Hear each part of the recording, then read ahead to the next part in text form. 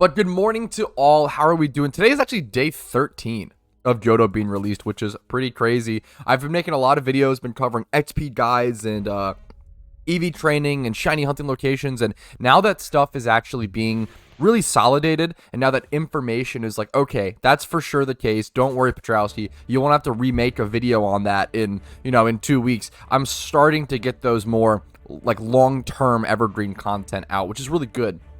That educational content that'll stick around for years to come and still be helpful, as opposed to just, daily Johto content, which is pretty exciting. But I'm excited for that. Otherwise, we're just starting today at around 11k encounters. That's kind of stretching. I'm, a little less than that. We're going to try to see how many encounters we can get today. We're going to hunt for that shiny Miltank still, hoping we don't get Eradicate. I might head over to Tauros. I found out that Tauros is a much better spot than I realized at nighttime. I thought that Tauros in general was a 50-50 shiny hunting spot, just 50% Tauros, 50% Fearow, but it's actually 33-33-33 with Tauros, Gloom, Fearow. But at nighttime, it becomes 50-50. So I totally didn't know that. Second Eradicate today, why would you predict that? Hopefully not, but we'll see. It's kind of funny when you hear the sentence, oh yeah, I'm egg hunting for Tentacool. That could actually make sense. Now, obviously, if someone's literally just shiny hunting for a Tentacool via eggs, you're wasting 120 million Pokeyen, 6 to 18 months of work for literally no reason. Never ever egg hunt for a common Pokemon. However, if you are egg hunting for a Rapid Spin Tentacool, you actually could be saving yourself a lot of Pokeyen down the line.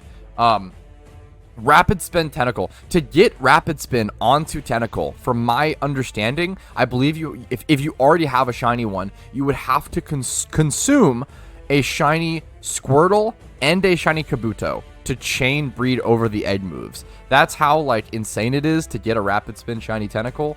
And that's why when a Team Mr. member a year back or something like that accidentally bred a shiny Tentacool with Rapid Spin because he was breeding for a competitive Pokemon. It came out shiny. He was able to sell that shiny Tentacool for 106 million Pokeyen. The most expensive shiny Tentacool that I've ever seen, by far. 106 mil. It was really, really cool. It's a really, really niche thing to have to worry about or to have happen, but it's funny how such a cheap and the most common shiny in the game can actually be worth so much. All right, there's 11k encounters clean as well, which is pretty nice. Shiny Maractus is an underrated one, man. That really stands out as something beautiful in my opinion. Wildly underrated shiny. I believe it has a ×3 horde at Desert Resort Horde, Unova, nighttime only, I believe. That is wildly underrated shiny. Very, very, very, very cool. Shalfa Sharpedo. Some Shalfas are just so gorgeous. Look at this Shalfa Sharpedo. That is awesome. I like the idea of the purple with the yellow outline, as people were saying, like Pinsir. Lickitun's interesting. Yellow on yellow. I think Sandslash looks really good as well, like the dark red on yellow. The gold actually, I like the gold on yellow a lot more than the yellow on yellow. Altaria versus Lickitung looks like different shades. Nothing can save a shiny Dewgong, still looks like dog shit. How sad is that? No matter if it's a Shalfa or whatever it may be, Alpha Dewgong shiny just looks bad no matter what. Breloom's interesting. I like the gold accents along the yellow the most. Don't love rat. This is all personal preference, obviously. I think the darker yellow with the brighter yellow, I think different shades of yellow work. So I do like the Arbok. Only 9 listings of Shalfas on the GTL. Someone else asked this question before. Is it possible to buy the Slowpoke tail because PokeMMO actually allows you to have more than 1 million Pokeyen? I don't know. We need someone to be the test dummy and risk their 1 million Pokeyen and go for it. Maybe maybe go try it, Pat. Maybe I should be the test dummy. We'll see, dude.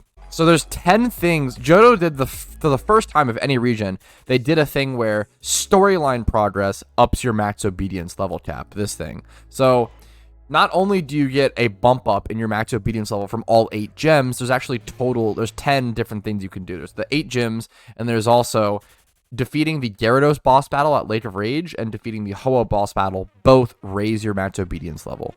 I really wish the Pokedex included seasonal stuff like that, because I'm pretty sure Cryogonal is a winter-only horde, but it still shows it as a horde in the Pokedex all the time, even if it's not winter. Does Vanillix do the same? Or Vanillish? This is a winter-only horde, but this one you literally cannot physically access if it's not winter. Because when it's winter, a giant, snow ramp is built, which is funny. But I kind of wish the Pokedex had more information in general, honestly, on that stuff. Is the Tenacruel spot in the Hoenn Battle Frontier still the best XP spot with Johto out? I'm so glad you asked that question. No. And I think I have a video coming out either tomorrow on the 25th or on the 26th that goes over the new spots. Donphan at Mount Silver is now like 90. I think it's 75. So Tenacruel was 6k base XP without any boosts. And I think Donphan ends up being 7,500. It's like a huge difference. You end up getting like 1,500 more XP per horde without any boost. If you have donator status active, I got like 9,500 XP per horde. It was pretty insane.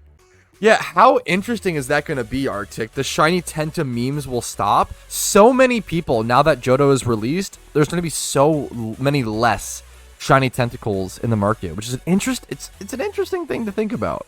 It's a pretty big change to the shiny market and economy in general. And honestly, it might be a social shift in how people view shiny Tentacruel. It might take a while for that to happen, to be fair, but I think it will eventually happen, where like people really don't like shiny Tentacruel right now. It's the most common shiny in the game, and I get why, right? But it's actually a pretty cool looking shiny. Like, have you ever looked at shiny Tentacruel just like without thinking about how common it is? It's actually a very cool looking shiny, in my opinion. It's just very common, which really hurts its value, in my opinion. So it'll be interesting to see what happens with that socially and with the actual just financial side, right? Dude, we're getting so many shinies. Apparently Martin just got a shiny. What species did he get? And then Luca just got a shiny Mareep. Dude, Mr. has had so many shinies. Look at this. Okay. I got my Raticate, I think 4 days ago. Look at my name on this list. I got shiny Raticate 4 days ago. And within those 4 days, we've had 1, 2, 3, 4, 5, 6, 7, 8, 9, 10, 11, 12, 13, 14, 15, 16, 17, 18, 19, 20, 21, 22, 23, 24, 25, 26, 27, 28, 29, 30 shinies in 4 days. That is fucking crazy. So my general rule on whether something is a single encounter hunt, shiny hunt, or an egg hunt is if it's rare or rarer in the wild, it's probably an egg hunt. But if it's uncommon, like Shroomish is a really good example of like, oh, this is actually a single encounter hunt because it is uncommon. I think uncommon is sort of that range where it's like, okay, this is good to single encounter hunt. However, there are some niche examples of things that say rare in the wild, but are actually good to single encounter hunt. The only one that I can think of, it might be the only one, is Bagon.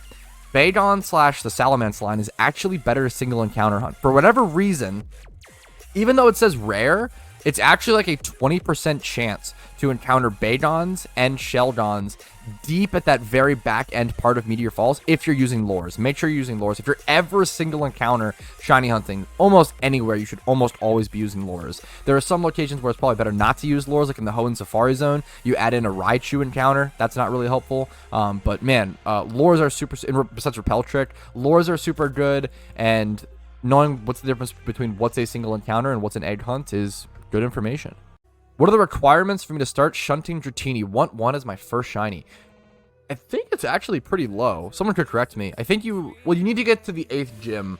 You need to beat the 8th gym in Johto and then get to the Dragon's Den. But once you get to the Dragon's Den location, as long as you have Lepa Berries and a Sweet Scent Pokemon and a catching Pokemon, you should be pretty good. Yeah, I think it's just Lepa Berries, 8th gym in Johto, Sweet Scent. Like, just pretty low overall. Just like one region done, essentially. And in Lepas. You need a lot of Lepas. The real requirement to shiny hunting Dratini: Lepa Berries and mental strength in case you phase a Magikarp. True and real. Luca's shiny Mareep came out adamant 31 attack. Fuck. God damn it. That's actually unfortunate. Hopefully the other IVs are good at least, but that is pretty rough. But congrats to him on the shiny pink sheep at least. Currently on my 8th phase of shiny Mareep. No fucking way. 8th phase of shiny Mareep, 80k encounters total. You're telling me that you've had a shiny Girafarig every 10k encounters like 7 or 8 times? That is like unbelievable. Hopefully you get a Mareep. So first of all, 7 Mankeys. Oh, you're doing the Mareep Mankey spot. 7 Mankeys. Bro's out here building a whole barrel of monkeys. That's what the fuck? 7 Mankeys is so funny. That's really sad. I hope you get one soon. That's terrible. But fuck, that's so I don't know why 7 Mankeys is so funny to me. Bro's got a whole zoo. I hope you get it soon, dude. Good luck to you on the sheep. That is brutal. Very, very lucky shiny rate, obviously. 7 shinies in 80k encounters is insane. That is very, very lucky. But obviously, you're not getting the one you want. So it's a weird situation to be in. Good luck to you, dude. Why don't you play tournaments? If you want the real answer, it's because I'm not good enough. I am not a huge PvP player. I really like PvP. I really like the history of it. I really like learning strategies here and there. I'm not the best in practice. I'm not the best team builder. I'm just not that good. I don't practice. Like, PvP is something that, like, you really need to be actively into it and actively involved in. And if you're not, like, practicing every day, playing, if you're not team building, like, if you're not, it's not like something that revolves around your life in a large way, it's going to be tough to hold up, especially in tournaments.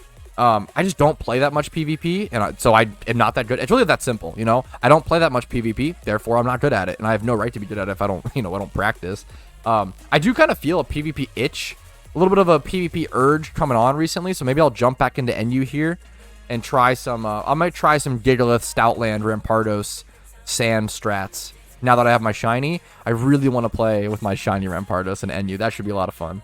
I wouldn't mess with a dude with 7 shiny Mankeys, to be honest. Yeah, me either. Yaka has 6 shiny Onyxes too. The fact that people already have, like, the fact that PokeMMO players are built different, dude. The fact that PokeMMO players are already on, like, phase 7, phase 8 of, like, new Johto Shunts that have only been out for 13 days is just absolutely absurd. Yeah, apparently the Ditto market is healing, guys. Nature is healing. For those who don't know, Dittos used to be, like, 10 to 12k for a 31 speed Ditto, but prices got dumpstered. But look, nature is healing. It's happening. Dittos are back to 11k for 31 speed. Let's go in and check 31. Like, no one's farming Dittos right now, and everybody's playing Johto. And look, 31 attack IV Dittos, 8700. Dude, nature is actually, it took long enough. But nature, the Ditto market, the Ditto nature is actually healing. It's crazy to see, man. It took a long time. HPs and special attacks still have to go up, but that is really cool to see.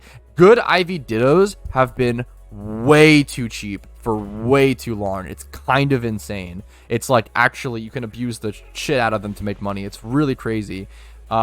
Yeah, the Ditto market was like this before. No, don't be sorry. It's just really cool to see.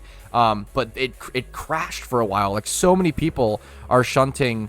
So many people are shunting, or not shunting. Sorry, hunting Dittos for profit, right? And selling the boxes. And we've needed more. More people are getting into egg hunting than ever, because I made videos and we've talked about it. It's kind of being exposed more to the general community. And that's making the demand for Shittos go way, way, way up. But not enough people are breeding for profit. So the demand for good IV Dittos was pretty down. You can find really good deals. It was crazy that, like, a Shitto would be like 4k to 4500. And like a good IV Ditto would be 5k. Like, the difference between a 1x31 Ditto and just a random Shitto was, like, hilariously minuscule, the difference in price. Dude, the Ditto box market even looks like it's healing. Like, at this price, if they're 3,500 a piece, I'd be offering 200k for a box, you know? I'd offer 200k. So JW Tria started doing this, and I think this is a really, really, really cool thing to do with your shiny duplicates. For those who don't know, I have a couple shiny duplicates. I don't have any that are, like, more than the amount of evolutions that they have. So, for example, I have 2 shiny Grimers. I turned one into a Muck. So I have 1 shiny Grimer, 1 shiny Muck. I have 2 shiny Minchinos. I'm going to turn one of those into a Cinchino, right? I have duplicates, but I usually turn them into the evolutions. Now, what JW Tree started doing is that if you get, like, for example, like a shiny Magikarp, if you get 2, you can have a Carp and a Gyarados. But if you get 3, the third one's kind of just hanging out, right? It's just an extra Joel, essentially.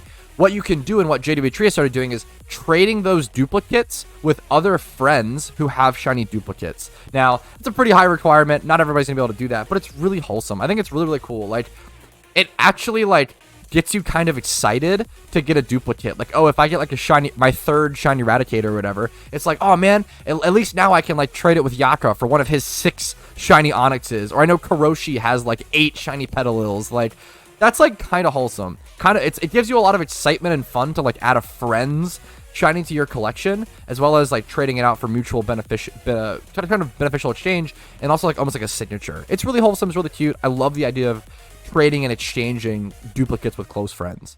Wait, something really cool that I think the devs talked about or someone asked them about. I always forget that this screen is in the game. This is, unironically, this is like the menu in PokeMMO that I never check. Instance info. This tells you when all the Elite Fours are ready to be rebattled. I never check this. I always forget it even exists. Funny, you can see I've only beaten all the Elite Fours once. I've never done rebattles for the E4s. They said, I've heard from the developers on a Discord, I think Xanarchy asked Rach, and they said they actually do plan to add the red fight to this instance info, which would be super helpful. That would be super, super nice if we could see that and see when it's ready to be rebattled. Okay, correction. It was actually Munya on a forum post who said it's planned on to add red to the instance info, so I can't give Rach all the credit. Appreciate that, Munya. It became nighttime, so now I gotta leave this location. I'm down to join Charm. Let me take a quick restroom break first. One sec. Okay, I'm gonna go Shiny Tauros at nighttime. Shiny Tauros is actually like a nighttime only or specific hunt, which is really cool. So maybe I should prioritize this. I can just kind of go back and forth between Miltank and Tauros and see whichever one I get first. I will say, one of the issues at Tauros is if I synchronize with Adamant Nature, if I get the fail shiny, the quote-unquote fail, which is Gloom, that's kind of awkward. So obviously an Adamant Gloom would not be good. Someone said use Wheezing, Reactive Gas Wheezing, because it's Intimidate. Ooh, maybe I should do that. Is it really going to save that much time? We can test it, actually. We'll test it live. Okay, seeing the Joel emoji in the PC square is so good. It's so ginormous. Okay, let's try right here. Let's go ahead and Sweet Scent and see. It'll save time. Yeah, but it depends on how much. It probably saves enough to where it's worth it. I'll do one Tauros Horde and see what this looks like. Okay, we see it. One Intimidate. And we're good. Let's try with Wheezing. They only have one Intimidate. I feel like it might end up being faster, but it kind of depends. I could go Starf on Wheezing, or I probably might need to. We'll see. We'll see how much faster this makes it.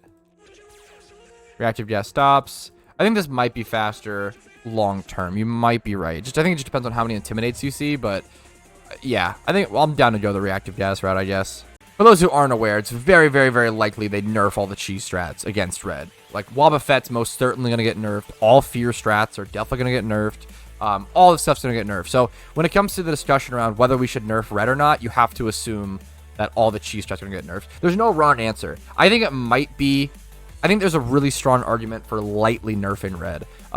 Because his mechanics are just so, so powerful. The ability to summon an extra ability or move upon entry on top of your ability. Charizard spawning Sunny Day while also having the solar power ability is just so insane. Venusaur being able to capitalize on the sun with chlorophyll while also summoning a light screen. Blastoise being able to hold a choice scarf and have water spout to outspeed while also summoning rain upon entry while also getting rain dish because that's the actual ability. Like, all of that is so insane. It's not what Pokemon intended to be about, which is obviously fine. I don't care about what Pokemon intended, but it is inherently broken and, like, super strong. Now, is it too strong that players can't beat it fairly enough?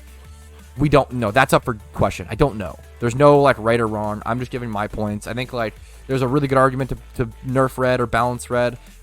If people think he's not too hard, that's totally okay. There's no right or wrong answer. I do think that the most amount of comments that I've seen of people saying don't nerf Red are people who haven't beaten Red, which is kind of funny, which I understand. I am like the last person in the world to call for a nerf, or I'm the last person in the world to call to make something easier. Difficulty in games is really important. Challenge is really important. I'm the last person to ever call for to make something easier, but I really think Red, like, is a very niche situation where he might legitimately be too hard, in my opinion. If you disagree, that's totally encouraged. There's no right or wrong answer there. If you think Red needs a buff, that's also a totally valid position. There's no right or wrong answer. Like, I think the balancing behind Red is just so... We're so fresh, we're so new. Maybe more strats do just need to develop. I understand if your first thought is like, oh yeah, you know, it's only been out for like 13 days or whatever, and people are already calling for a nerf. I think that is too. I agree. As someone who thinks it might need a little nerf, I think it might be way too early to actually make that change. I think the discussion is just worth having. It's kind of where I'm at. Yeah, there's no right or wrong answer. Whether you want to have Red buffed, whether you want to have him nerfed, whatever. I think it's just good to have the discussion, and hopefully more strats will come out, and et cetera, et cetera. Wow, I really like the idea of that, Ross. How if you could choose between like a hard fight with Red or like a harder fight. Like, I think that'd be like being able to choose the difficulty, similar to a Halloween boss fight, like the Pumpkin. You can do easy mode or hard mode. That's it with like different rewards, obviously. Like you would get less money. That's a very interesting option. I do like that. As far as I've seen, Red feels like you're playing against a Gyarados with Moxie and 2 Dragon Dances as an ETB. Yes. Like, that is the power level. Like, it's so hard to interact with that. You know, interaction is an important thing. If you can't interact with a Blastoise because he has Choice Scarf Water Spell, like, you have to have a Water Absorb Pokemon, I feel like. I feel like the Red team really just requires you to have, like, a Flash Fire Mon, a Water Absorb Mon, like, having those checks and counters, and if you don't, you're just fucked. And I think, like, that's okay to obviously force innovation, but innovation where there's only like one good answer, like there's not that many good Water Absorb Mons that actually fit against Red's team is a huge issue as well. Like Jellicent is probably the best one. I don't know, just not that many crazy good Water Absorb Mons. Like Quagsire is way too slow. I don't think it's going to be super useful against Red. I feel like it's going to end up being like Jellicent. I think they'll end up implementing Species Clause and Item Clause. Suicune now has a warning, so if you try to run from Suicune, you get a warning like Shinies. That is pretty neat. Seems like the Gallade nerf worked. That's a good thing to check, man. I need to get back into PvP a little bit at least to be up to date on stuff like that. Yeah, how is Gallade doing? How are the stats? Now that Gallade's been nerfed. 3.57 usage. Wait, I went past that. 3.57 usage. That's super fair. 52% win rate. This looks pretty balanced to me. But obviously, stats don't tell everything. They don't tell the whole story, so. Life Orb, Adamant. People are running Choice Scarf. It's got a lot of sets. Assault Gear is interesting. I love Assault Gear is such a cool item. Looks pretty healthy. That is really cool to see. So it's always nice when they can keep a Pokemon out of Ubers. There's not really an Ubers tier in PokeMMO, right? Like if something is banned to Ubers, it's essentially banned from PvP. And the devs don't really want there to be an Ubers tier. Like it's really, they want every Pokemon to be available in OU if possible, balance-wise. I actually forgot about this. I literally came to this location and I totally forgot. I totally forgot about it. For those asking to see the Shiny Joel, for those who missed it earlier, I can go ahead and show you him in all of his glory. Bam. Shiny Joel. It's hilarious how much this is kind of like, it's kind of like the big follower, the big Shiny Sprite mod, where like this stands out really hard in a horde. So it's kind of a benefit to like see the Shiny, which is very funny. What do you think is more likely, finishing a Shiny Pokedex or spontaneously combusting? I think spontaneously combusting. What are the odds of it? I think the issue is finishing a Shiny Pokedex is like actually impossible. It would take you like 250 to 350 years, and since account sharing, so passing down accounts to your to your spawn would be against the game rules. I think spontaneously combusting is actually more likely because it's at least possible. What are the percentage chance of you spontaneously combusting? Google's gonna love this search. Okay, from what I'm seeing, it seems like they're both impossible, so there we go. Yo, good call. Yeah, it is no longer nighttime, so I can go back to the Miltank spot. Goodbye, Joel. You'll be missed. You were appreciated. But it's time to go get that. Dude, this is a pathing thing that I think no one has gotten used to yet. Whenever you go up this ladder, you have to go like to the left and around it as opposed to just straight down like most caves. I kind of want them to change that, but that's dumb. That's the most streamer thing. Oh, I need you to actually change this to make my shiny pathing better, please, Mr. Developers. Let's go grab our careful synchronized Kadabra, and then we'll go over to the Miltank spot. It's nice to go back to the Cowie spot. Hopefully we'll get it. Hopefully we'll break the streak. I'm hoping we go lucky on this shunt, but you know, you never know. Maybe I'll go 50k dry again, or longer. I don't know. We'll see.